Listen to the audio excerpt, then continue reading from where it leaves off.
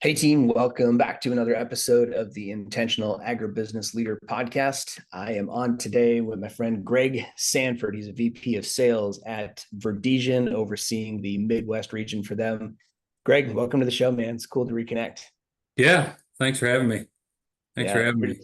yeah, it feels good. So it feels kind of like an old friend because we did work together at years, 5, 6 years ago at Verdesian, and you're kind of from my Yeah, heritage area, my family's home area there in Michigan. So I think we originally met in January 2003 at Alpha Gamma Row Recruitment School in Kansas City. that's right. That goes way, way back, man. We're 21 years in.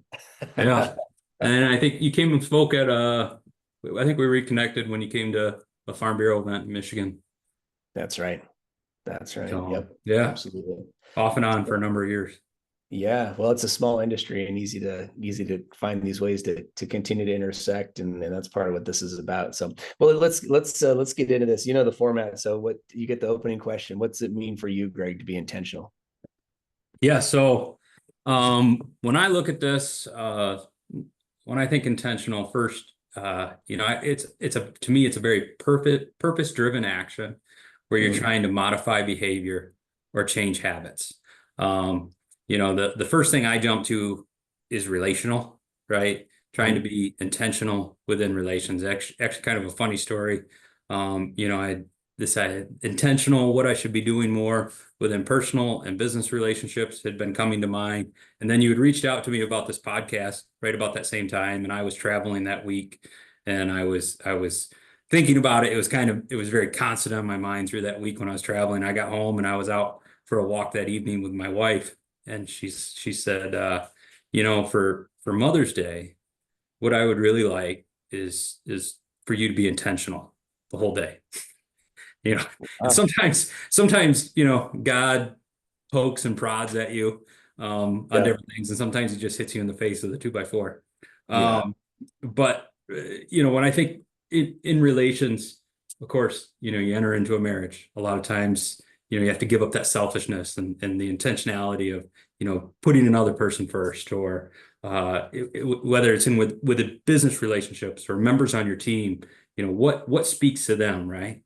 If you're out on a sale, we've all kind of had that disc profile, right? You're trying to sell to that Mhm. personality. Same sort of thing when you're trying to bring value to a team member. How are you being intentional with that team member that drives value with them? Mhm. Um, and then, and then also intentionality for me is there's a lot of things with self, right? So when I talk about purpose-driven action, there's things that we want to, for me to show up every day, I have to be intentional about, the amount of sleep I get, workouts I get in, gratitude, being intentional about thinking about gratitude, um, just eating right, right? How am Mhm. I showing up the best version of myself for my family, for my job, for my team, for every aspect of my life. Yeah. Well, yeah, I think a lot of what you're getting at here in this question around intention is quality of life, Right. right? Like Right. really being intentional about quality of life and how you feel, how you show up, how you act, how you manage your relationships. And for me, it just feels like the people that I know that are the most intentional, it feels like they just want it more, right? And Right. so willing to maybe make those sacrifices or go without certain things and like we want to, I think sacrifice is a good word. When I think intentionality, it's yeah, if it was something easy for us to do, right? We would already be yeah, doing it. We wouldn't have to be intentional about, yeah, right. if the culture we wanted within our company was came by easy, we wouldn't have to change things to get to that culture. Or if Right. having I score very low on empathy, which my wife brings up often, and I have Sure. to be very intentional in conversation to to to consider those points, right?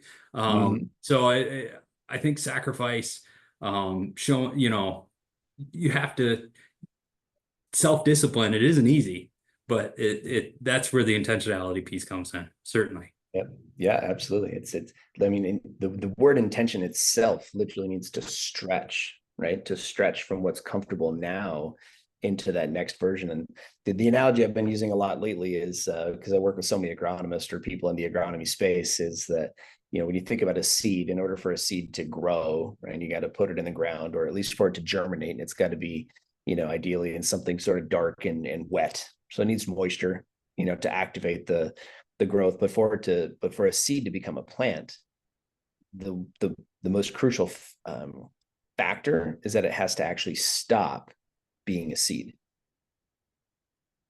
right? Mhm. So I mean, you can't be half in, half out.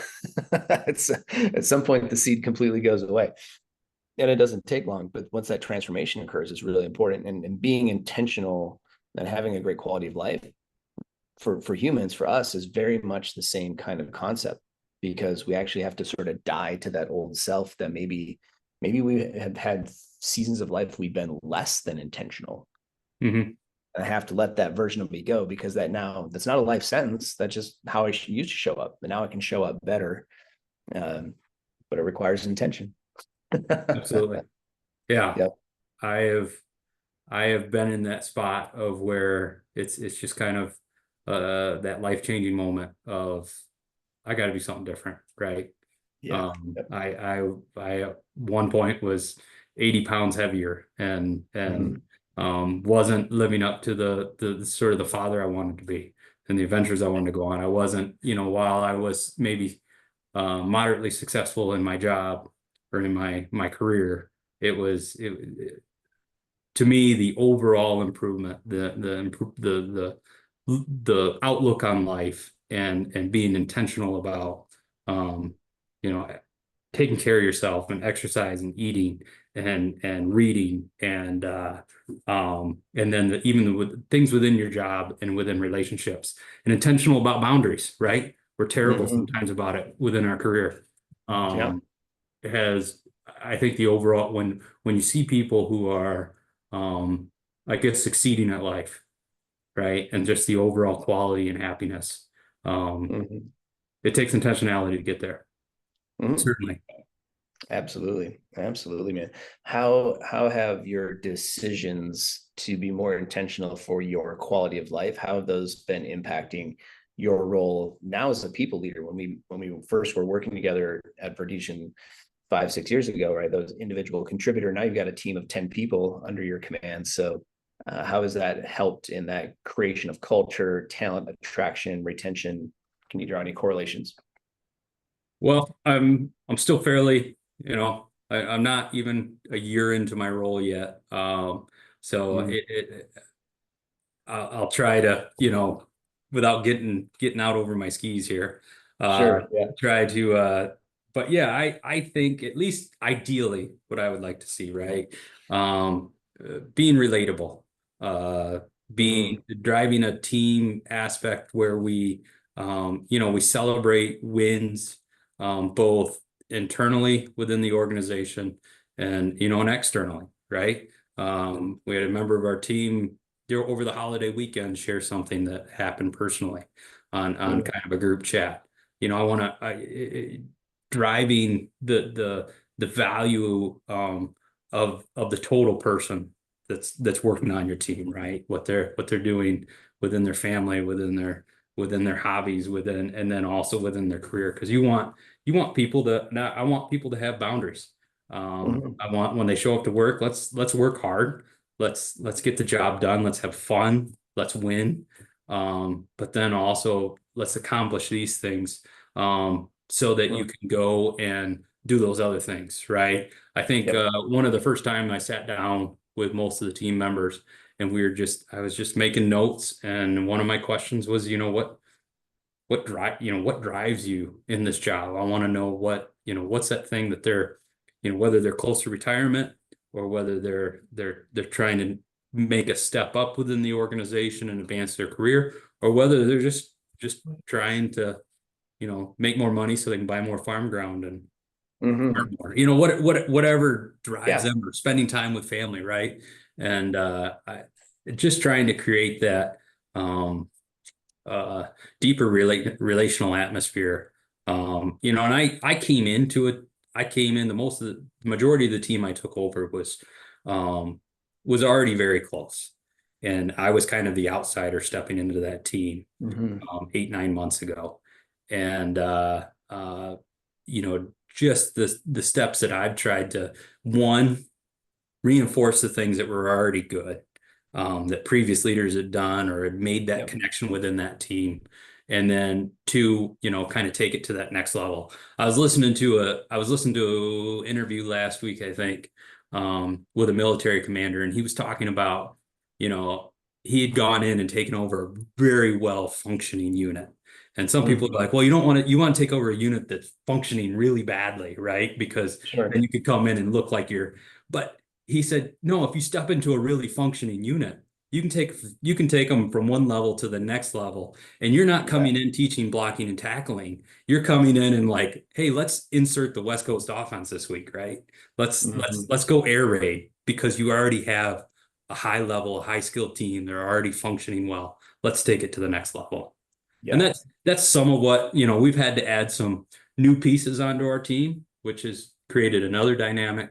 But certainly, I have a very experienced team overall, and Mm-hmm. and and that's what I'm trying to figure out where I can fit in to just let's insert those new plays. We don't have to worry about blocking and tackling. This is a high functioning team. You bet. I love it.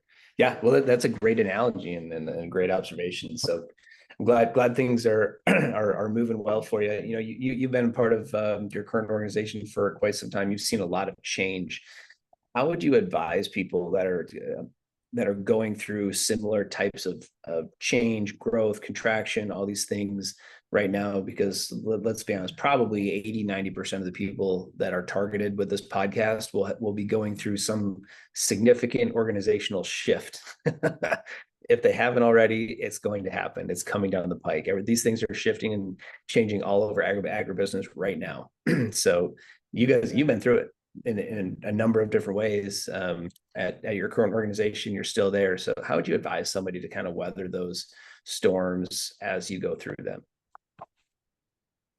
Well, to kind of combine this with your previous question, you know, when I look at my own team and then also the new members I've brought onto the team, while certainly I want people who are flexible and can adapt to change. We're a, you know, we're not a big ag organization. We're not a fortunately we're not a startup either. Yep. We're in a size I really like, but you know, 2 years ago we bought another company, right? People come and people go. There's a lot of shifting. We don't know what that next move is for our company. So I need people who are okay with adapting change, but at the very same time, for them to be as successful as possible and for me to be um, driving them, I need to create as much consistency as possible from my role, right? Mm-hmm. Give them as much consistency within the organization as they can have. And so they don't have to worry about the day to day, right? I need to be taking things off of their plate, not to worry about so that they can go out and excel at their job. Mm-hmm. Um, you know, and one of the things that I think is very successful at Verdesian right now is they looked around and we were very fortunate that we've gone through a number of changes in the last 18 months. We were very fortunate that for the most part, our account managers who had the relationships with the customers in a lot of those key positions didn't turn over. Mm-hmm. We had a lot of turnover at kind of the corporate level and leadership level. And Mm-hmm. I would say that one of the things that's getting us through this right now and creating consistency for the field is the people who we've moved into sales leadership have kind of all been through the grinder. They've all Mm-hmm. experienced, they've done different levels of agronomy sales at retail, manufacturer, wholesale. I'm the least experienced one of all the ones who are in those roles right now. And at least I have the least amount of trips around the sun. And the and I think that's helping, you know, weather the changes, right? Because Mm-hmm. if there's changes corporately, and we see it throughout the ag space there's a lot of startups out there right now. There's a lot of um, value added companies, and we see this kind of turnover at corporate level and trying to figure out what works. I can tell you what works. Getting people who understand how a product goes on at the farm, how a product goes out at retail, Yeah. all the parts of the process, right? So you don't have to re-explain it, and Yeah. providing that consistency to the sales team. Um, and I've been fortunate. I've worked for the same boss the whole time at Verdesian. He moved up, and I had the opportunity to move up as well, and that's provided consistency for me. And also a level-headedness that he brings. And I think that's just because things are going to happen, and you can't overreact. You can't the world isn't going to end tomorrow. And we have a tendency to do that, right? Well, if this person leaves, what's going to happen? Or we can't get the approval for regulatory on this product, right? If we can't have this product next year, and just take a step back. I got a quote. I tend to write down a lot of quotes. One of them that I read a while ago. The world belongs to those who pause before reacting. That's a great quote. And there is a lot of change in our industry. There's a lot of mergers. There's a lot of acquisitions. There's new products. There's regulatory things that come down. And as leadership, we just need to pause and process it, and then look for the opportunity, and look how we're going to react to it, right? And Yeah. and be that calm within our organization. Mm-hmm. Yeah.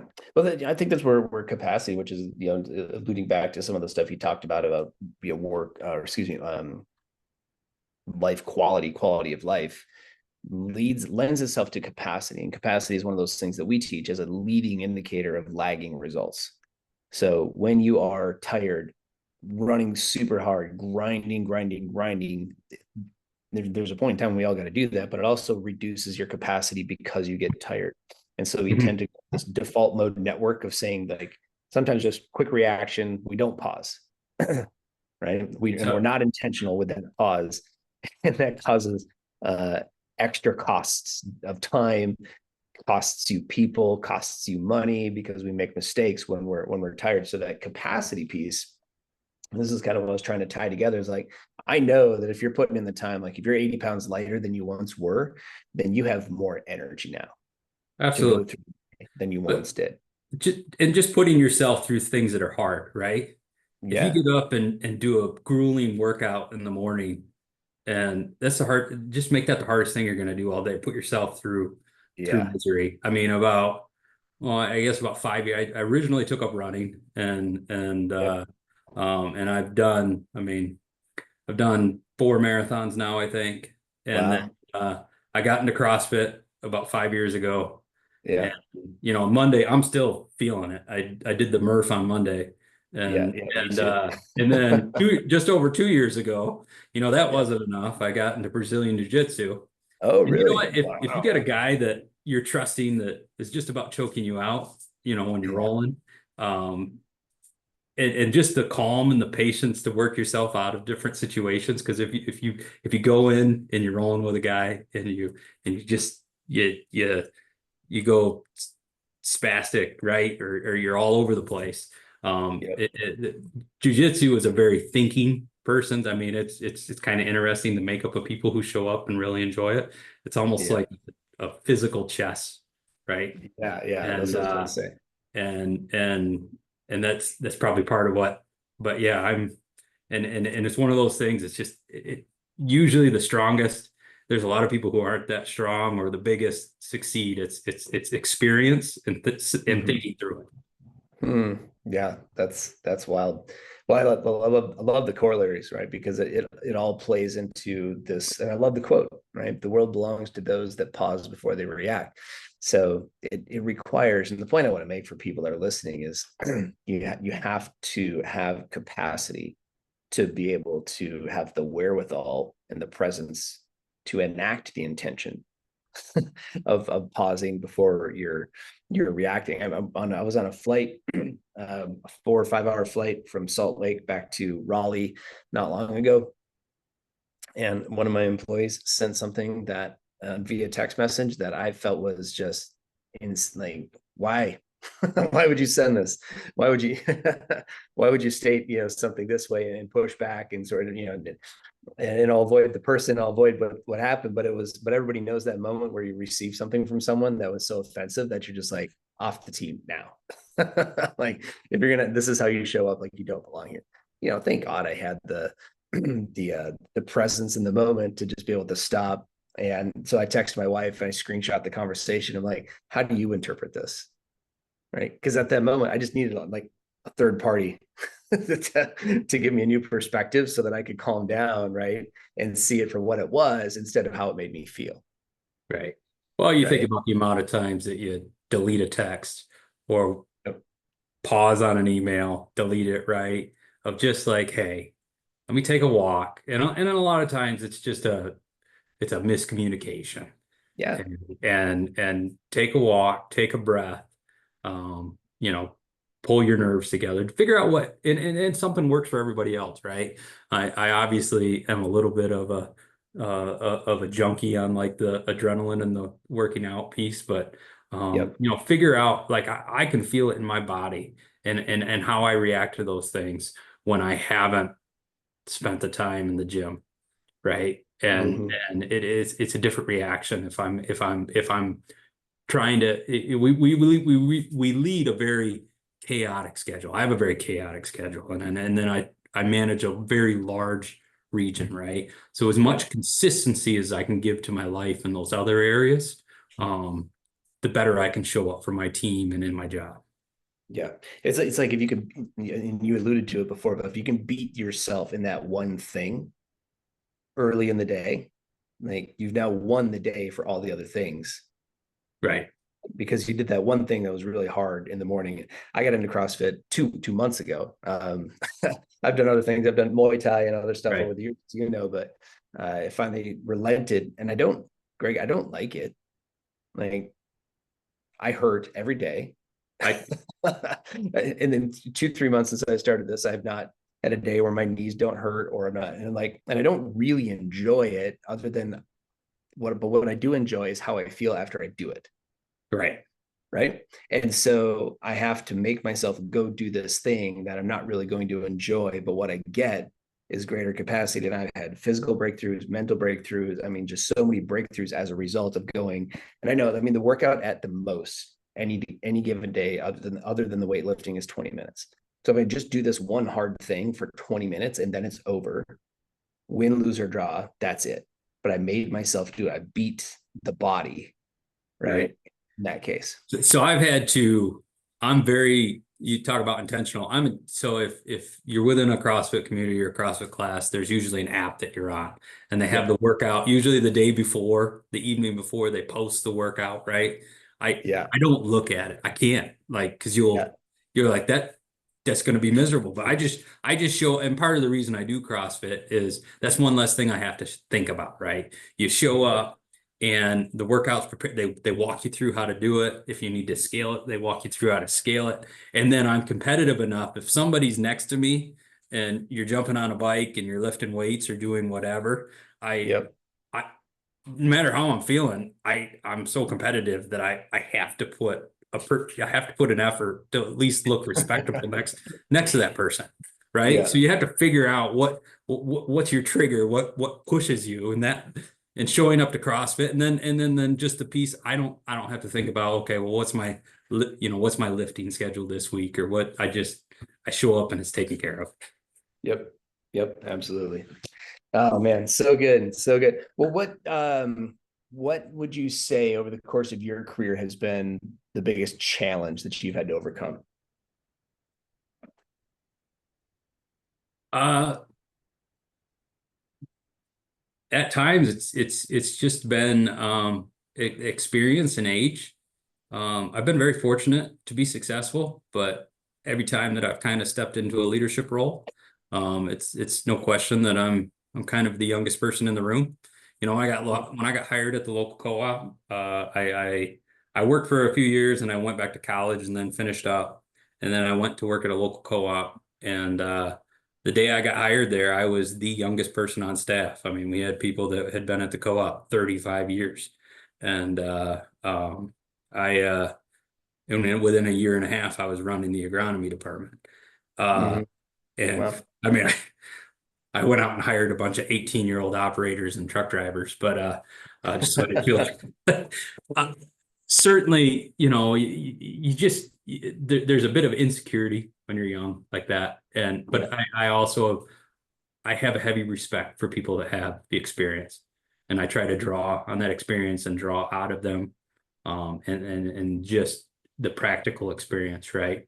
Um, but that and the same in this team, I stepping into this leadership role at Verdesian, um, we uh, we certainly have some very talented, experienced people. They've had very, some of them have had tremendous careers, and just trying to draw from that, build their trust. Hmm. Been there with them. I thinking back to the co-op. I remember the day I bought, I'd gotten a deal on some DAP off of a train load, right?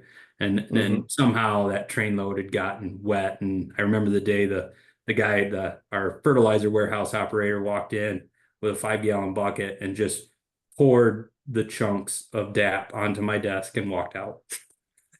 And I was like, all right, yeah, he's sending a message, right? I won't Oh buy cheap DAP anymore. But man.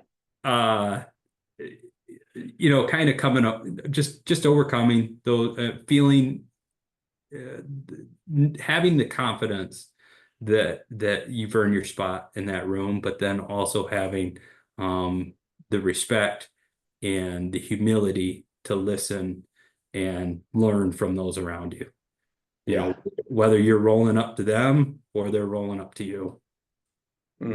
That's great. Good stuff, man. And I love the visual example because most people talk around it. Most people don't, not everybody says what actually happened, but we all know that stuff like that happens. Yeah. I remember in one of my first jobs, I was doing tech support on a software that was run by feed mill operators. So this was my training before I got into the selling of the software. It was my first sales job in the ag industry. But I was on call, and so I got a call at 3 o'clock in the morning. A guy couldn't make feed, and this is a bad day. He got so mad that he actually punched the computer screen out while I was on the phone trying to do tech support. Right. So you got to fight through it. What for you, Greg, has been the biggest win then? Uh,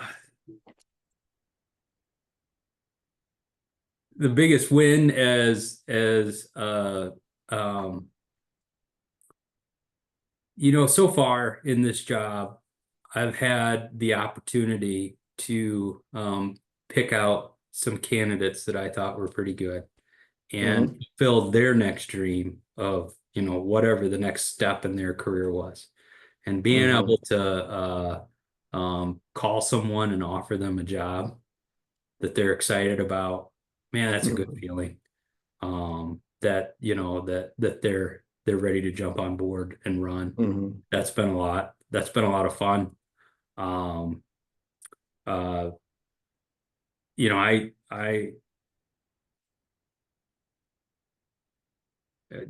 just thinking back, I think a win for me, and this is going to be, I would really encourage people, and I've always been very goal driven.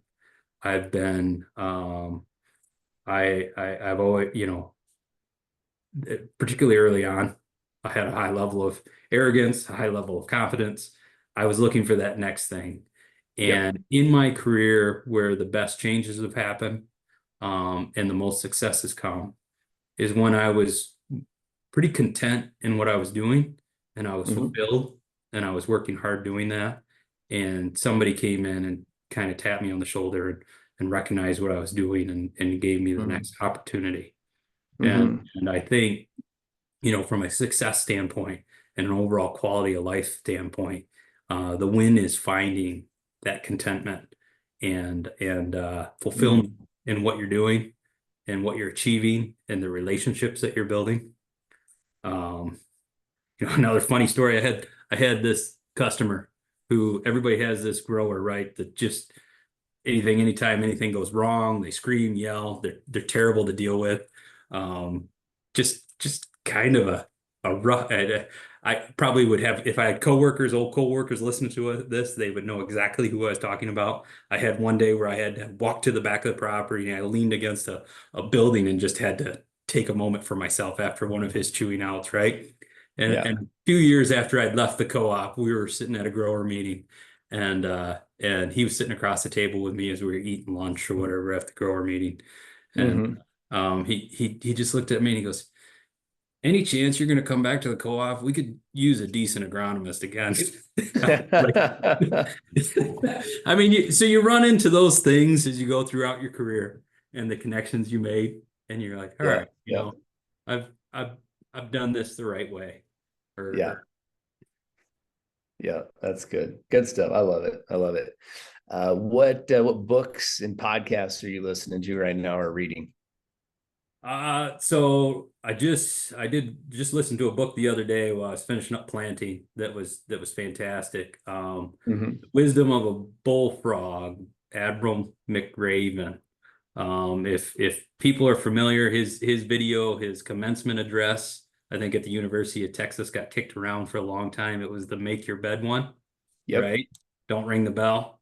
Mm-hmm. And he's got a new book out that's The Wisdom of the Bullfrog, pretty short. I think I started and finished it in the same field I was planting, but I only plant 6 rows at a time, so it takes a little while. So it's about 4.5 hours, but just some really good insights in there about building trust with team, about developing new teams as you come into them. Mhm. That was great. I've been reading a book. I'm kind of in of the actual book I'm reading, not just listening to, Endurance, which Mm. is I like books that aren't necessarily a leadership book, but you can draw things from. So Endurance is, I think it was Shackelford. He was trying to lead an expedition in the early 1900s across Antarctic, and Yeah. they basically got their ship sunk. It ended up, on a floating iceberg, and Mm-hmm.